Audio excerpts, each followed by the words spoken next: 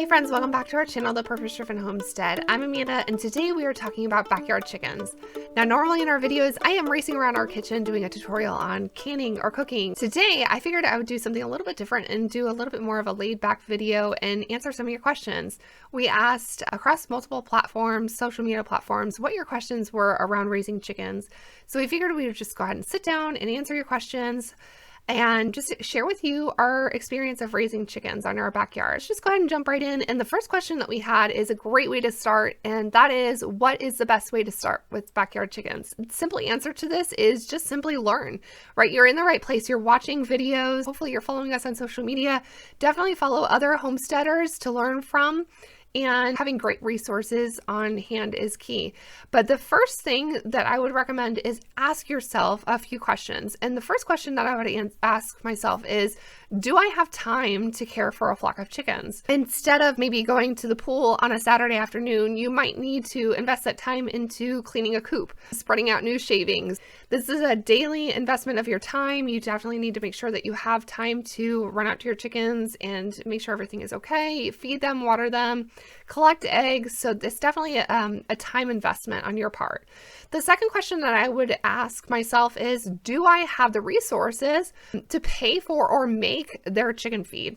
So you can definitely purchase your feed from local stores, but you can also make them as well. But you definitely need to have some sort of resources in order to feed your chickens.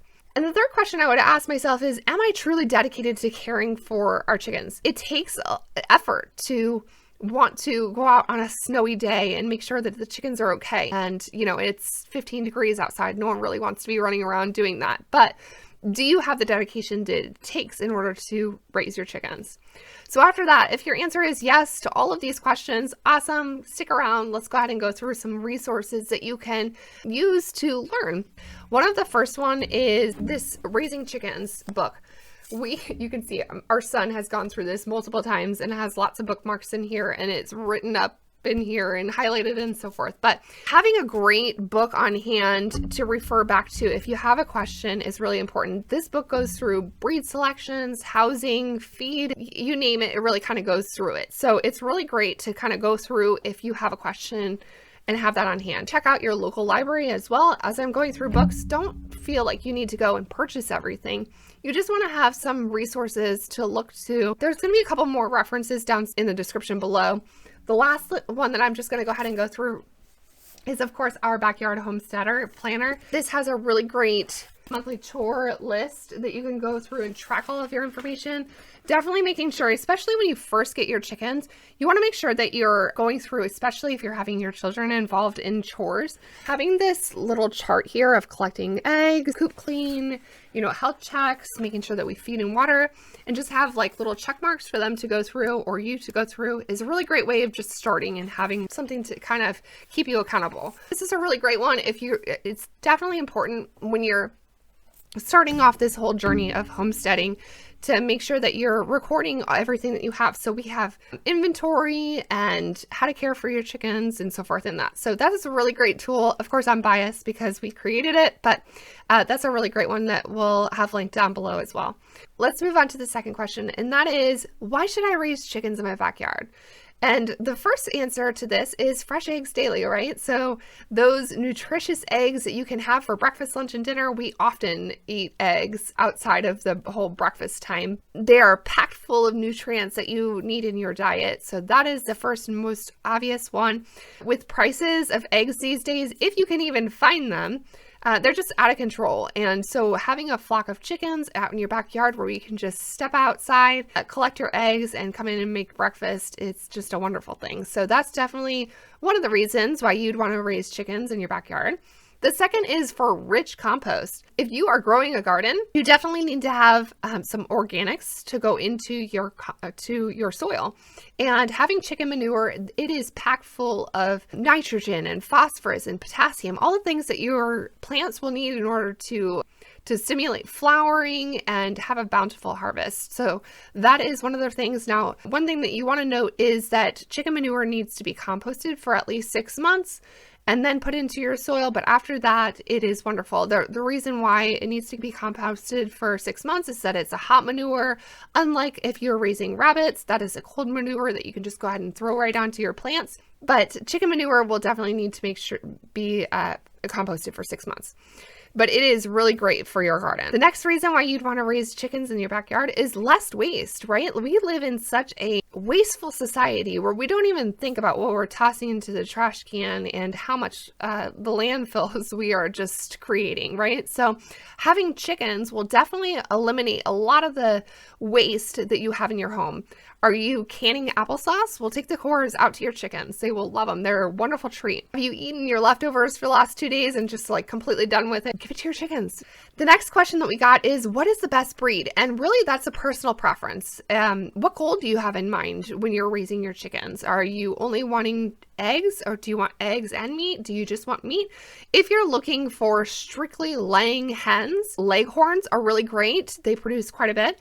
We raise Isa Browns and they produce eggs. We, even through the super cold winter months, we are still getting eggs.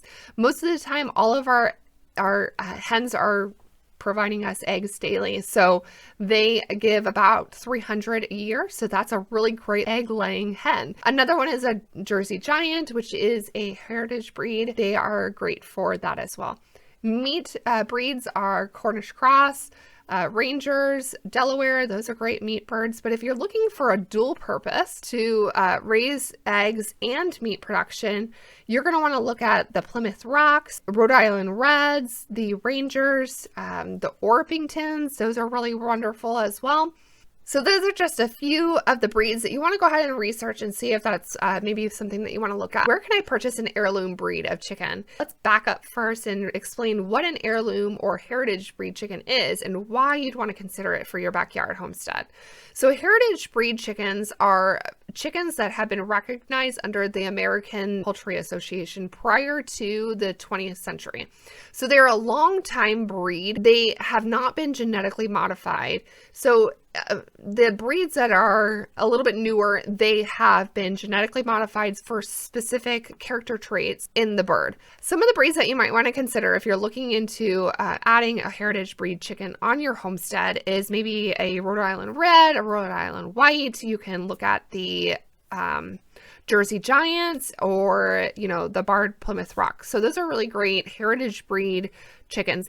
Where can you purchase these heirloom or heritage breed chickens? Well, the first place is online. You can go to an online hatchery. We work with an online hatchery, and I'll definitely make sure that we keep the link down below for you to go ahead and check them out. But we use them for our quail eggs. We've had great hatch rates and wonderful birds that are produced from them. And they have a really large selection of heritage breed chickens. So that's a really great place to start. Another place that you want to consider is a local farm. It's really great to work with local farmers, especially because you can see exactly how their chickens are being treated right in their farm. So get to know the farmer and maybe ask them if they have any kind of heritage breeds that you might want to consider adding. Another way that you can find is through a Facebook group. You can find a local heritage breed chicken Facebook group that most of the time, if they have chicks available or if they're going to have chicks available, they'll post that on the group. And lastly, I would go ahead and check out your local feed stores or your supply stores. Now, obviously, the big box stores are, hit or miss, especially when it comes to the heritage breeds. But sometimes during the chick days, particularly in the spring and fall months, you might be able to find some of those. Next up, let's go ahead and talk about what breeds are good for cold climates and what breeds are good for hot climates. So you definitely want to make sure that you're paying attention, especially if you live in a very cold climate, like here in the Midwest. We want to make sure that we're not bringing on chickens that can't survive the cold weather. So some that can survive the cold weather, they're cold weather tolerant, are the Orpingtons. Jersey Giants are great. Like I said, the Isa Browns are great. We have Americanas. They're wonderful in the cold weather as well. Some of the breeds that are good for hot climates are the Leghorn, the Minorcas, and there's a couple others that I'll go ahead and throw up on the chart here. What do chickens eat? There's not much a chicken doesn't eat, right? They're omnivores, so they're going to eat seeds. They're going to eat insects. They need fruits and vegetables and meat. So they are going to be a really great disposal, like I said, waste less. So their diet consists of grains and sprouts, greens, and other various supplements. So you want to make sure that you can either create your feed. I know a lot of people do that at home. They can do a home mix. This book right here, like I mentioned earlier, they have great recipes in here for if you're trying to make your own mix and save some money. If you want to buy in bulk, this is definitely a great resource to have. The commercial feed formulations are available in forms of the pellets, which are like just kind of small little pellets that you give to them. They can go ahead and digest that, or they come in crumbles as well. And you can find them at local feed stores. We personally like to buy in bulk because it can sit in our garage. We have a space where we can go ahead and put them up on pallets and store. They store well in there, and we're saving money when we're buying in bulk. So definitely something that you want to consider. But you can purchase them from your big box stores or find a local small feed store. What is the best housing for your chickens? That is a great question. As backyard homesteaders, we are very limited on space. We definitely want to make sure that we're maximizing the space that we possibly can, but also not upsetting our neighbors and staying within our HOA guidelines. Some of these are not going to pertain to us. I'll go through some of the housing options. The first one is yard rotation. So this is going to actually be for maybe if you have a little bit more space, but this is good if you want to divide your yard up into 4 sections or 6 sections. You can go ahead and have like the coop in the middle and then rotate them and have doors on each rotation so that they can go in and out of the coop, but they can be moved daily or on a regular basis, maybe every other day. But like I said, you kind of need a little bit more space. If you have just a small backyard, that's a little bit harder to do. So it's kind of the same concept though as the chicken tractor, because they're getting fresh pasture, which is wonderful for their health. There's a lot of great benefits to that. They're eating fresh grass and bugs each day. So that's a really great way. But like I said, you need a little bit more space. The second option you're going to have for housing is permanent coops. So you can do anything from very simple and basic to an elaborate coop that maybe matches your house. It really depends on what you're looking for in your coop. We're very basic people, so ours is not anything elaborate, but I know a lot of people like the whole aesthetics of having a nice coop. So definitely whatever you would like for it. But there are pre-manufacturer coops that you can purchase from your local tractor supply store or feed store, or you can simply purchase plans to build one yourself. We decided to go ahead and make the plans for our coop and create it ourselves, and we built it ourselves. Coops definitely take a little bit less maintenance, like daily chore maintenance, because you're not having to move it. You basically just need to go ahead and feed and water them daily and make sure you're doing health checks and stuff, and then cleaning it out on a regular basis as well. But the downside to this is that they're not grazing on fresh pasture every day. They're not getting those fresh greens and bugs that they're getting from rotational grazing. The next one, and a lot of backyard homesteaders don't do this as well because of HOA rules and regulations, and that is free range. And many of the free range chickens are not necessarily like completely all out. Otherwise they'd be all over the street and everything like that. A lot of them are free range, but they confined in a fenced in area where they can still run around and get fresh pasture and so forth. Regardless, it's not the greatest option when it comes to backyard homesteading. The last one that I want to go through is chicken tractors, and we are huge advocates of chicken tractors. We really enjoy the Joel Salatin approach to moving your chickens daily and allowing them to be chickens, right? He says chickens should express their chickenness, right? So they are able to get fresh pasture, fresh bugs daily. They are fertilizing the ground daily as you move them, and you're reducing the waste that you're going to have to pick up, because as they drop droppings and you move the tractor, that's just something that's going to decompose into your yard, thus giving you free fertilizer at the end of the day, right? So your yard will thank you for having those chickens that are in the tractor. It's a really great way for chickens to be chickens and live a great life. So we are huge advocates of putting your chickens in a chicken tractor. We've had a lot of questions from you here on YouTube and other social media platforms on, can you please provide your chicken tractor plans, how you built it, can you do a walkthrough? And we have yet to do that because we do like our tractor. We like how we designed it. However, there are flaws.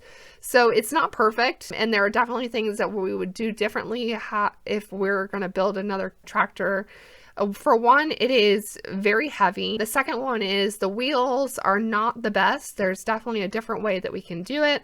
And the third flaw here in it is the roof here on the back. We need to make sure that we have some sort of flashing to go back behind there because it tends to get wet in the chicken coop if we don't have this silly feed bag in there. So those are some flaws, and the reason why we haven't, said, hey, there's this chicken tractor that you should build. Definitely want to make sure that we're giving you plans that are actually going to work for you and your family. But there are a lot of chicken tractor plans that you can find on Etsy. You've even seen them on Amazon. So definitely take a look at how you can build a chicken tractor. Let's discuss some of the items that you want to include into your coop design. Whether you are going to have a chicken tractor or your coop, you definitely want to have a few things in your design that is going to be important to raising your chickens. Now, the first one is to have doors, and you want to make sure that you have a door both for your chicken and for you to enter. You need to be able to enter into the coop, to be able to clean it, to be able to feed and water your chickens. So that's definitely important. We want to make sure that it's high enough for you to walk in there. You also need to have a chicken door, right? So that they can go in and out of their door. We have a great solar door that we're going to go ahead and install on our chicken tractor. And this is going to shut on its own and going to be a game changer when it comes to doing chores. Our chickens really like to stay out until the sun completely goes down, so they will be able to put themselves up and have that door shut behind them. So that'll be definitely a huge convenience, and we'll let you know how we like the door. The second thing that you want to make sure that you have is a ladder for them to walk in and out of their door. We just simply have a little, kind of 2x2 and then little planks so that they can walk up. Nothing elaborate, but you definitely want to make sure that you have a ladder for them to walk up into their door. Third, and this is kind of an option, you don't have to have this, but it provides natural light inside the coop, and that is to have a window. We have a little window in our chicken tractor, and that has been wonderful. The girls like to kind of look out the window. It's really cute. The next part is extremely important. You want to make sure that you have great ventilation in your coop. This is really important to get all of the dust out of your coop. Also the gases, you have carbon dioxide, you have ammonia. You want to make sure that that does not stay in your coop and is able to exit the coop properly. Next up, you want to make sure that you have a space where your food and water can hang, and that is easy and convenient for you to access and also for your chickens to access as well. You want to make sure that you have a roosting bar because they like to roost at night. You want to make sure that that is positioned away from your nesting boxes. Otherwise, they're going to want to sleep in their nesting boxes, and it kind of creates a mess if they end up doing that, because then they are leaving droppings in your nesting box. Therefore, your eggs are going to be super just kind of messy. So you definitely want to make sure that that's away from your nesting box, but definitely important to include into your coop. So you want to make sure that you have those nesting boxes so that they can lay their eggs. And lastly, you want to make sure that you have a nice flooring on there that's going to support all of them and that has plenty of fresh pine shaving bedding each day. What is the best small coop available? Now, we did not purchase ours, so I can't really speak to actually purchasing a product. A lot of the manufacturers ones are just not going to last. That's really the truth of it. If you're going to build your own coop, they're going to last a little bit longer because you're putting quality wood into it, making a nice design. We do recommend, if you're not going to create your own plans, to definitely go ahead and make sure that you have plans. And we have a great book. It'll be linked down below. This is a really great book. It goes from small, simple coops that you can have in your backyard, and it goes all the way up to those elaborate, larger coops. So definitely check that out. How often do I need to clean out our coop? Now, this really depends on how many chickens you have, what kind of housing you have. As we discussed before, if you have a tractor, you're leaving a lot of those droppings behind and it's just fertilizing your yard. So you're not obviously having to clean all of that up, and you're going to have less mess in your coop. However, if you have a stationary coop, you definitely want to make sure that you do it on a regular basis. For us, we clean out our coop every week or so, and then for every 3 to 4 days, or as we see fit, we give them brand new shavings or put additional shavings on top of what's already there. So definitely, I would say maybe weekly, you can go ahead and clean out your coop. That would be a great time frame. Do I need to lock my coop at night? Now, this really depends on housing as well. If you have an electric fence or an electric net around your coop or your tractor, you can get away with not locking your door at night. We have an electric net that I'll go ahead and make sure I link down below, but we put it around their tractor to not only protect them against predators, but also to give them some extra grazing space as well. The girls can get out of their tractor, they can roam around and kind of scratch through the fall leaves that we have out right now and other pasture that they have available during the season. If you're going to have an electric fence, you can get away with it. We still lock our coop at night just because it's simply a good practice and it doesn't take much effort. You know, if we're just coming out from feeding and watering them, we can just go ahead and lock it behind us. Now, we do chores at night. Most people do it during the day or in the morning, but we normally do it around, I say night, but around like 3 or 4 or 5 o'clock in the afternoon that we do our chores. So it's not much for us to go ahead and, you know, put them back up and lock them in for the night. They can still graze in their tractor space, but they don't have the access to the main area where we have the net.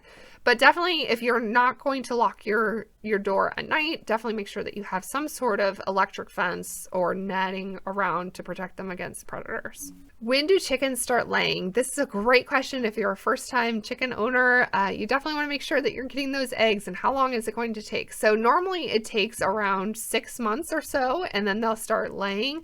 Some breeds start as early as 18 weeks or so, but it's really rare. So most of the time it's around 6 months. What does it mean when a chicken goes broody? A chicken goes broody when she thinks that she needs to sit on eggs to go ahead and hatch them out. Having a broody hen has its advantages, but it also has its disadvantages as well. As backyard homesteaders, the likelihood of us keeping a rooster on our backyard homestead is very slim, and so therefore, of course, the eggs are not fertilized. And so when your chicken goes broody, it kind of disrupts the flock a little bit because, and it also kind of disrupts her as well because she's not getting up from the nest. Normally broody hens only get up like once or twice a day to go ahead and eat and drink, and then they go right back to their nesting box. So this can be problematic because, you know, if an egg is not actually hatching, then she's just going to continue sitting on her nesting box. She's definitely losing some nutrition there. You definitely need to break her of that. And we've had several broody hens, and you really just kind of need to get her away from the nesting box. And we normally actually put her into a rabbit tractor. We give her some feed and water, just somewhere away from the other chickens that she can kind of have a little bit of space. Normally it takes about 5 days or so, and then we can go ahead and introduce her back into the flock and she's fine. Now, however, on the flip side of that, having a broody hen is wonderful. You have a rooster and you're able to have fertilized eggs. You definitely want to make sure that you have a hen that is able to go broody. How can you encourage a hen to go broody? There's a number of things that you can do if you're trying to encourage her to go broody. Now, the first one is definitely make sure that you're choosing a breed that is known to go broody. The Buffalo Orpington is a really great hen that goes broody quite often, and she's a great mama. So you want to make sure that you're selecting the right breed to do so. Another thing that you can do is place a dummy egg. We don't have one, but there's a plastic or wooden egg that you can get from like your local farm store that you could just simply place it into your nesting box, and she thinks that it's there, and that the idea is hopefully that her natural instinct will kick in and see that egg sitting in the nesting box, and she's going to want to go sit on it. Another thing is you want to make sure that your nesting box is nice and clean, fresh shavings, if you do shavings in your nesting box, just make sure that it's a nice private area for her to sit in. She doesn't want to be around a whole lot of the chickens. She just kind of wants her personal space and, you know, to make sure that she's able to sit on her eggs. And lastly, I would suggest to just wait for the proper season. Most hens don't go broody through the winter months. They go broody during like the spring and summer months. So definitely make sure that you're looking during those proper times. What are the advantages of adding a rooster? Having a rooster will allow you to be more self-sufficient. We raise quail because we are able to have roosters. Now, here in our backyard homestead, we are too close to neighbors. The sound of a chicken rooster would just be way too much. So that's why we raise quail, and we're able to go ahead and be self-sufficient in that way. But if you have the ability to have a rooster, that is amazing. That just gives you the ability to hatch out your own eggs and just live a more self-sufficient life. You're able to produce your own eggs. You're able to hatch out your own eggs and not have to worry about an incubator, and you're able to have those fertilized eggs. So that's a wonderful way of becoming more self-sufficient. The next one is that he will protect the flock and make sure that he's alerting the flock of any kind of predators that are around. So they're really great as far as making sure that the flock is protected. Okay, we're getting down there. We have a few more to answer, and then we'll go ahead and close this up because it's getting to be a lengthy video. But how much space do you actually need to have in your backyard in order to raise a flock of chickens? The general rule is about 8 to 10 square feet per chicken. So if you're adding a small flock of maybe 4 to 6 chickens in a stationary coop, you can probably get away with maybe 32 to maybe 60 square feet, depending on how many you're going to add in there. But like I said, normally keeping about 8 to 10 square feet per chicken is appropriate for a permanent coop. Now, the next question is a little bit more of a loaded question and could take me a long time to answer. So I'm going to go ahead and try to sum it up in a really quick way.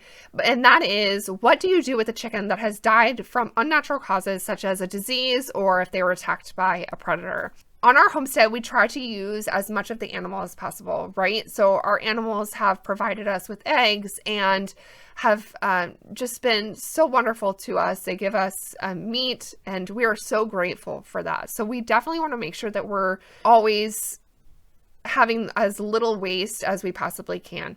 When it comes to death from a disease and a predator that may possibly have rabies or any kind of other disease that they can pass along to that chicken, we will choose not to eat them. Some people do, and the likelihood of them having rabies is very slim, but it's a risk that we choose not to take.